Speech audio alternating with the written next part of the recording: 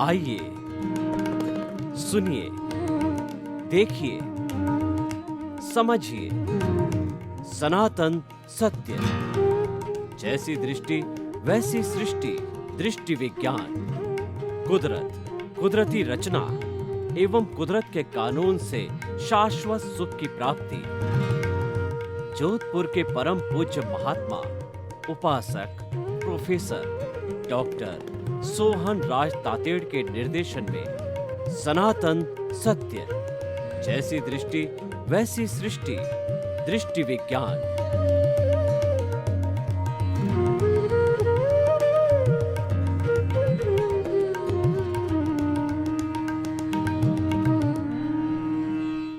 चंदेषु निम्मल यरा आईचेषु अय्यं पयासैरा सागरवर गंभीरा सिद्धा सिद्धिं मम दिशन्तु सिद्धा सिद्धिं मम दिशन्तु। मेरे और आप सभी के भीतर विराजमान शुद्ध आत्मा भगवान को नमन प्रणाम। भाइयों और बहनों, मातृशक्ति को नमन। सनातन सत्य यह कार्यक्रम हम आपको क्यों प्रस्तुत करना चाहते हैं, इसके लिए मैं बताना चाहता हूं कि मानव जीवन के अंदर 4 चीज़ें अत्यंत दुर्लभ है।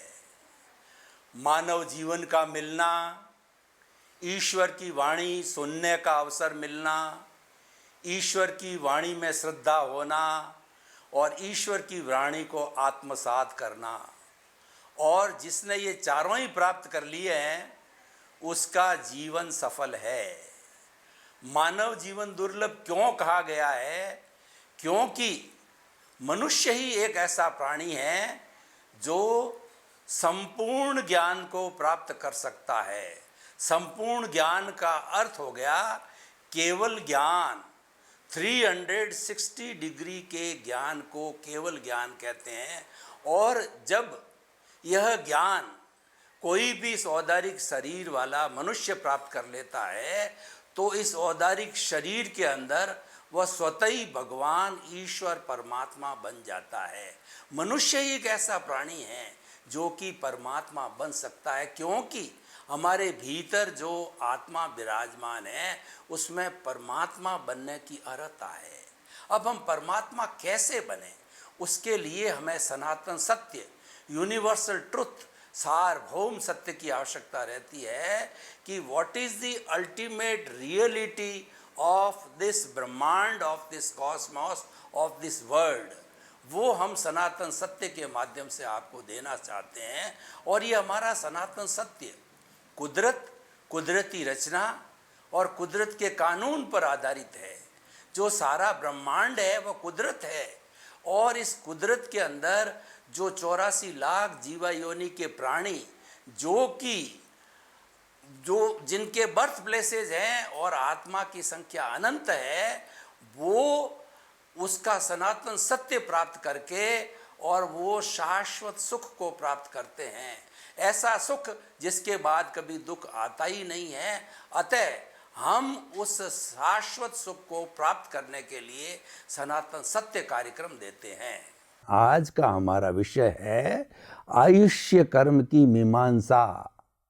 आयुष्य कर्म वह कर्म है जो हमको जिंदगी देता है, यानी हमारे जन्म से मृत्यु का बीच का जो स्पान होता है वह आयुष्य कहलाता है। हर एक की जिज्ञासा होगी कि मेरा आयुष्य किस तरीके से बंधन होता है और किस तरीके से इसको सुंदर बनाया जा सकता है। क्यों हर व्यक्ति सुख चाहता है, दुख कोई नहीं चाहता।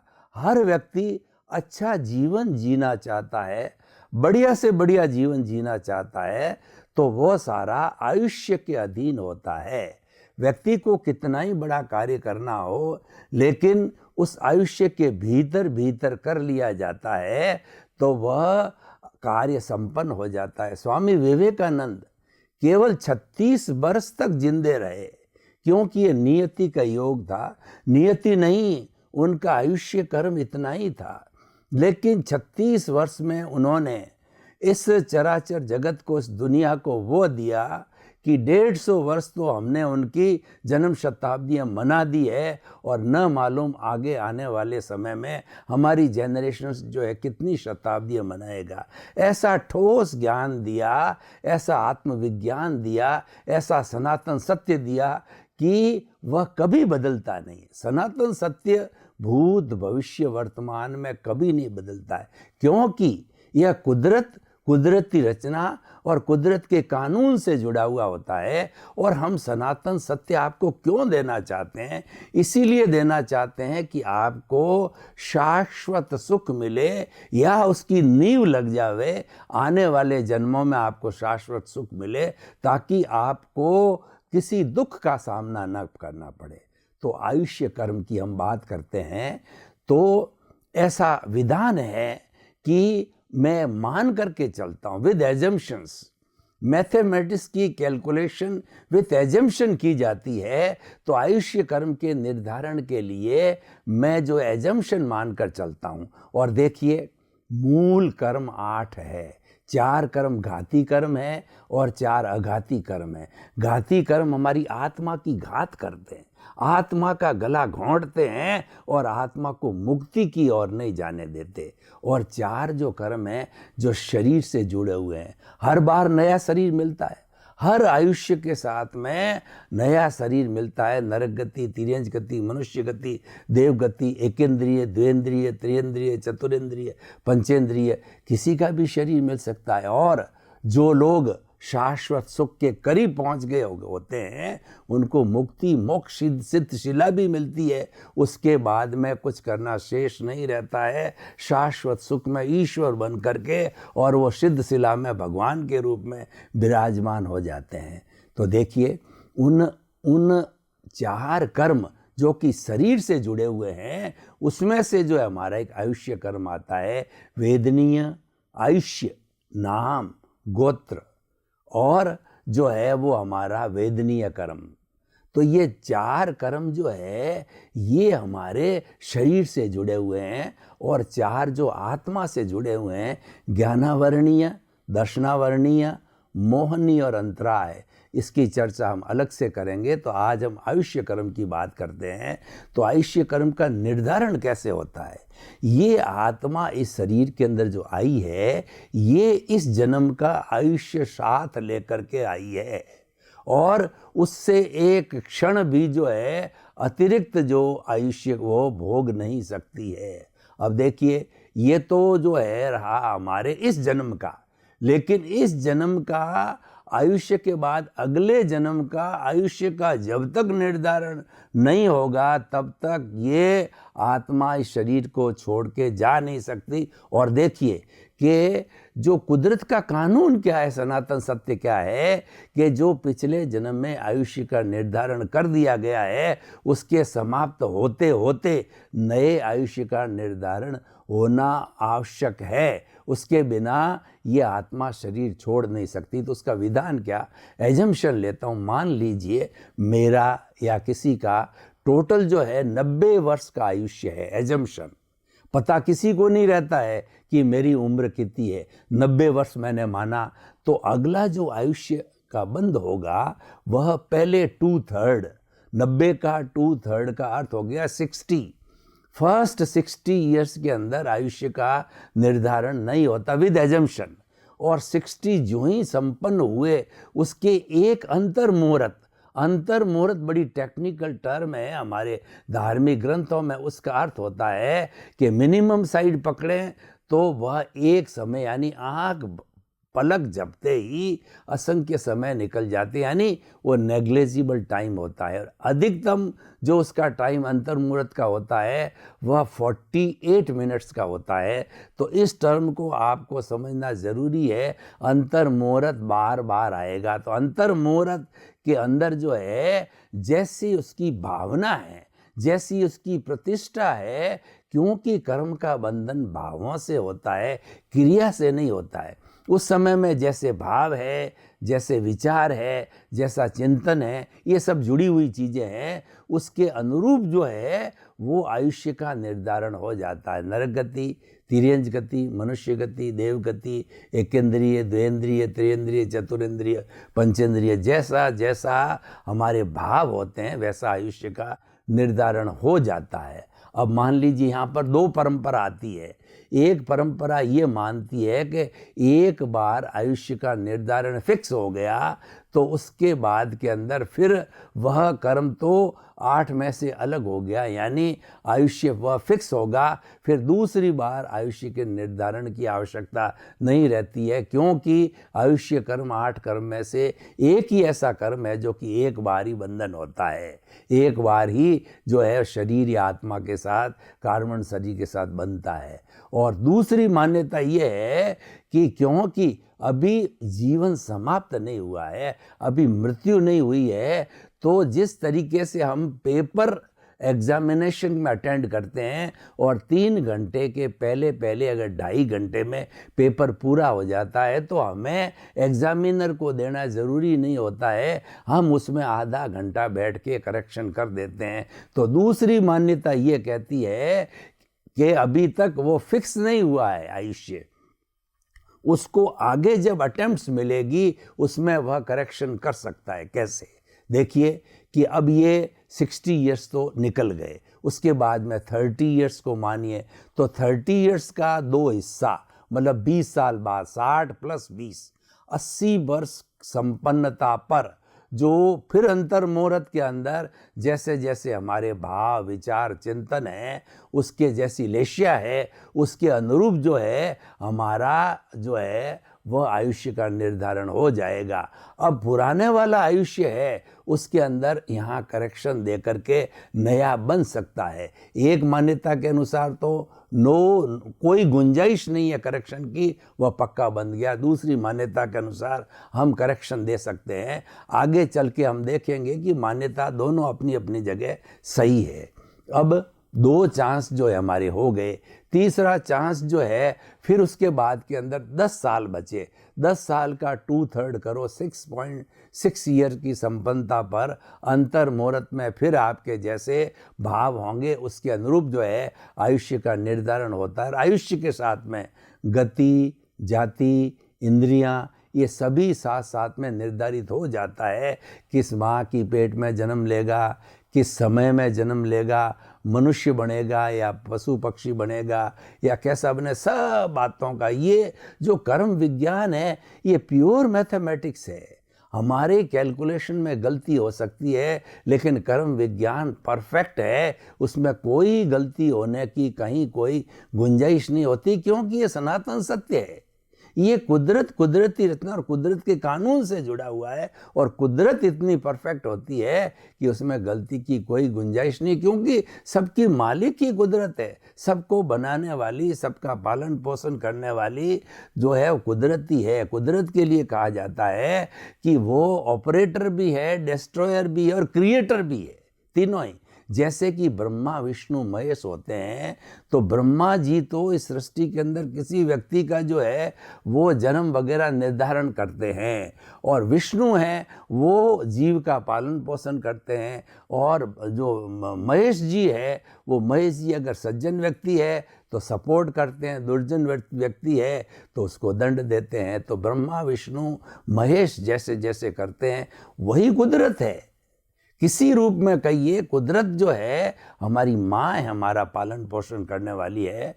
तो इस तरीके से 2/3 के बाद के अंदर अब मान लीजिए कि 90 साल की संपन्नता होने वाली है, तो उसके अंतर मुहूर्त के अंदर आपको जितने भी 6, 7, 8 जो भी चांस मिले हैं उसमें आपने करेक्शन देते गए, और लास्ट की जो स्टेज आई उसमें भी आपने करेक्शन दे दिया।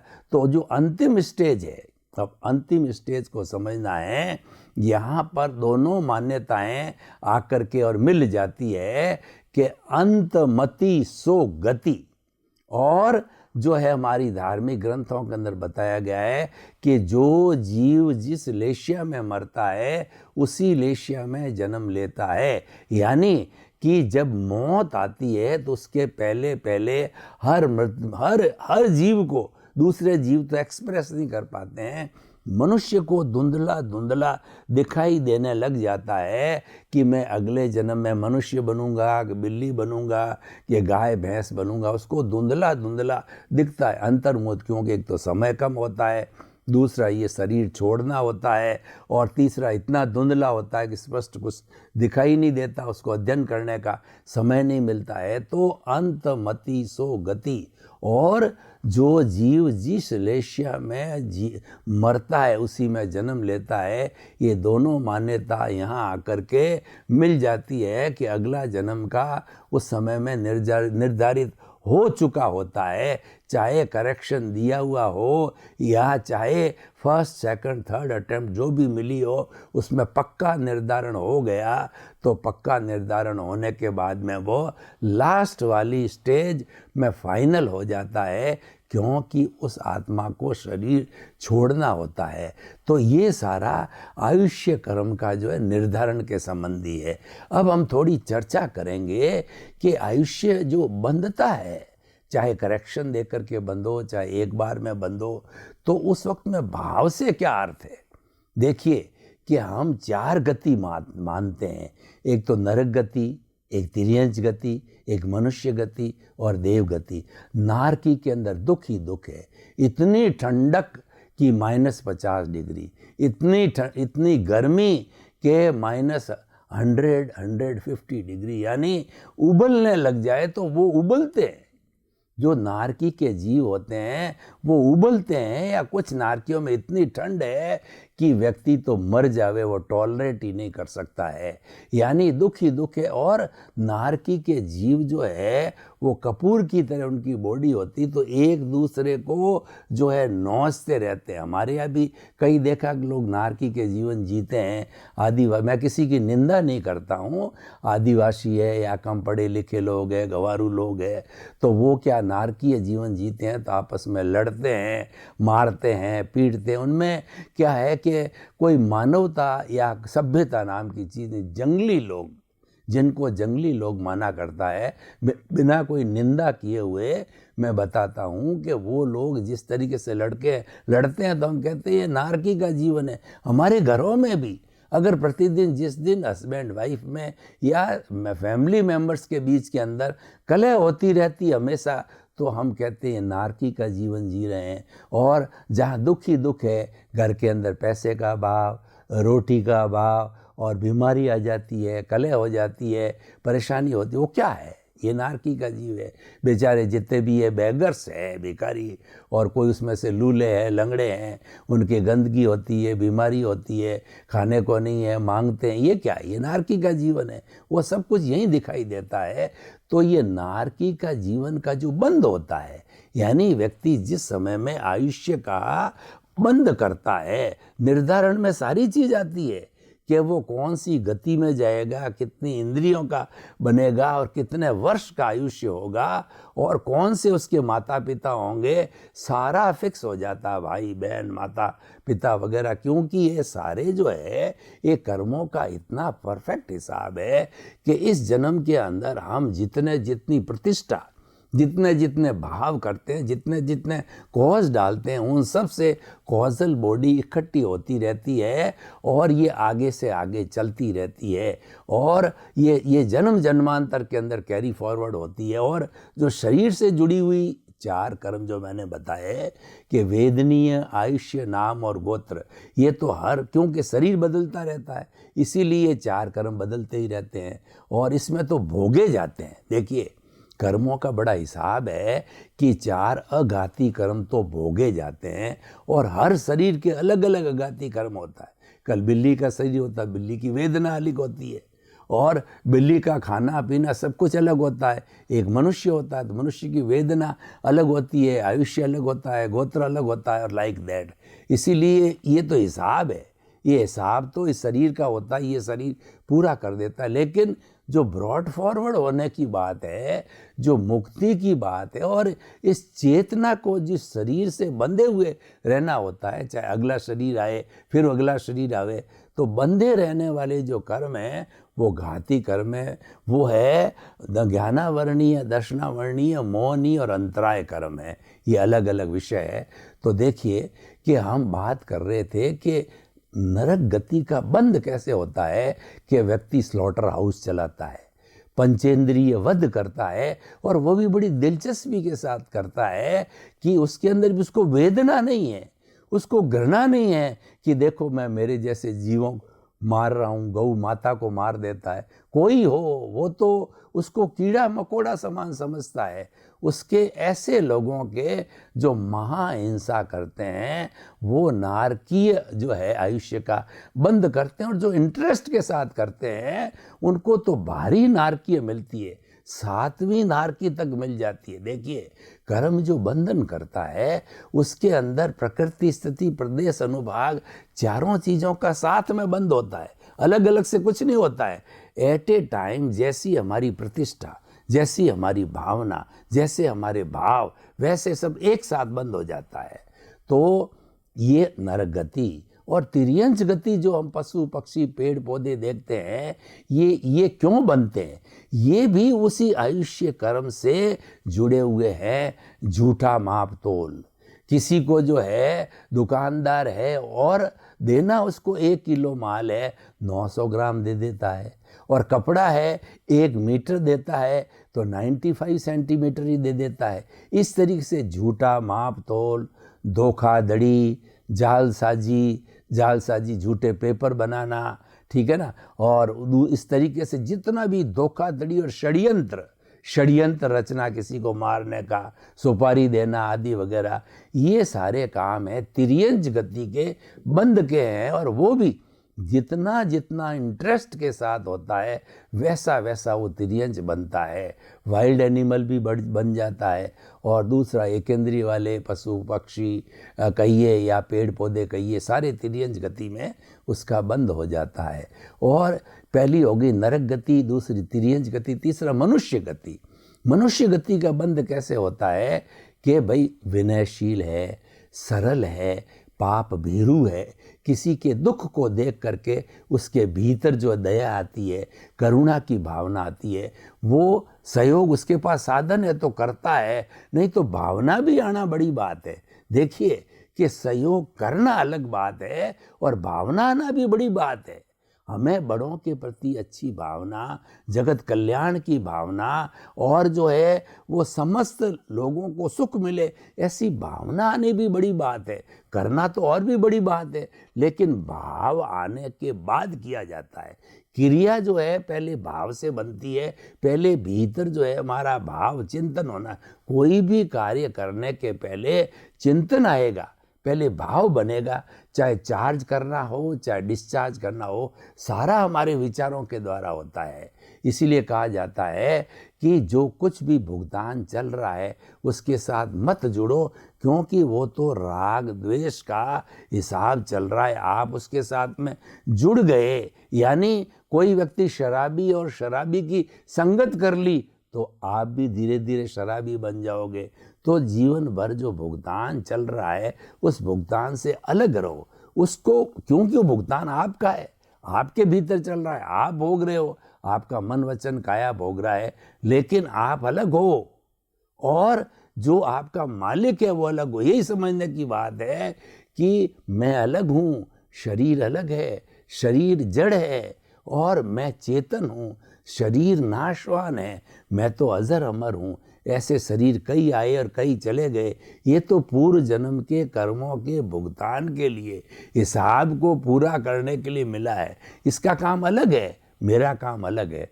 तो ऐसा चिंतन चलता रहता है। यानी जो सरलता वाला व्यक्ति होता है और थोड़ा ज्ञान को समझने वाला होता है, उसको मनुष्य उत्तम जो है ये उसको आयुष्य मिलता है, क्योंकि मनुष्य ही सबसे ज़्यादा सत्संग कर सकता है, मनुष्य ही सबसे ज़्यादा आत्मा को हल्का कर सकता है, और मनुष्य ही शाश्वत सुख को प्राप्त कर सकता है, और कोई नहीं कर सकता।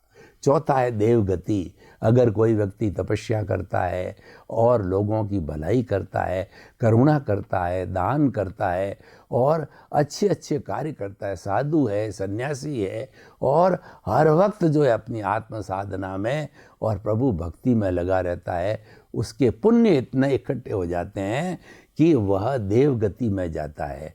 तो इस तरीके से 4 गति 84 लाख जीवा योनियाँ जो हमारे धार्मिक ग्रंथों में बताई गई है, उन सब का जो निर्धारण होता है वह आयुष्य कर्म के अधीन होता है। एक ही कर्म है जो कि हमारे जीवन लाइफ स्पान को बनाता है और हमारी आयु को बताता है, क्योंकि वो इम्पोर्टेंट चीज़ है।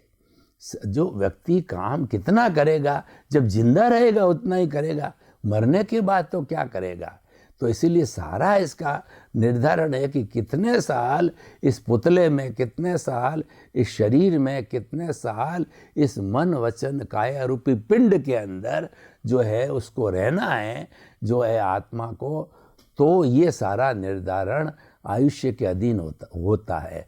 तो अब मैं इस पूरे एपिसोड को ओपन टू द ऑडियंस करता हूँ, यानी अगर मैंने कोई बात कही और आप लोगों के मन में कोई भी प्रश्न है, कोई भी जिज्ञासा है, कोई भी सजेशन है और किसी तरह की और बात है, जब तक वो हमारे पास में नहीं आती है तो समाधान कैसे होगा। तो हम ये अब जानना चाहेंगे कि हमने आयुष्य के बारे में इतनी बात की, तो क्या ये एपिसोड जो है उपयोगी है या हमने टाइम वेस्ट किया। आपका भी टाइम वेस्ट हुआ और मेरा भी टाइम वेस्ट हुआ। तो मैं ये कहना चाहूँगा कि आज का हमारा आयुष्य निर्धारण की जो मीमांसा हमने की है बहुत ही उपयोगी है, क्योंकि हमको अपनी उम्र कैसे बनती है और हम कैसे मनुष्य जीवन में आए हैं उसका पता ही नहीं है। तो हम क्या हिंसा करते रहेंगे, अपराध करते रहेंगे, चोरियां करते रहेंगे और हमको ये थोड़ा मालूम पड़ जाएगा कि नहीं भाई स्वर्ग है, नरक सब है और सब भुगतने पड़ते हैं। और भुगतना किसी को नहीं पड़ता है, भुगतना खुद को ही पड़ता है। हमारे एक राजस्थानी में बहुत बड़े जो है संत हुए हैं पीपा जी ने बहुत सुंदर बात कही है कि पीपा पापन कीजिए और अड़गो रहीजे आप और करनी जासी आपरी और कुण बेटो कुण बाप। तो भाई और बहनों, ये आयुष्य कर्म का निर्धारण ये कहता है कि आप करनी को अच्छा करो। आपने जन्म ले लिया, आपके बाल है, बच्चे हैं, माता है, पिता है, धन है, दौलत सब मानते हैं, परंतु ये भुगतान है, ये आपका नहीं है। ये तो जो है लेन देन है। उस लेन देन के हिसाब से किसी से लेना है, किसी की देना। इसको परमानेंट मत मानना। परमानेंट कोई और चीज है, परमानेंट सुख अलग जगह है। तो आयुष्य के निर्धारण के साथ में आप अच्छा जीवन बनावें। सर्वे भवन्तु सुखिनः सर्वे सन्तु निरामया। जगत के सब जीवों को सुख मिले, शांति मिले, आनंद मिले। आपके प्रति बहुत बहुत शुभकामनाएं।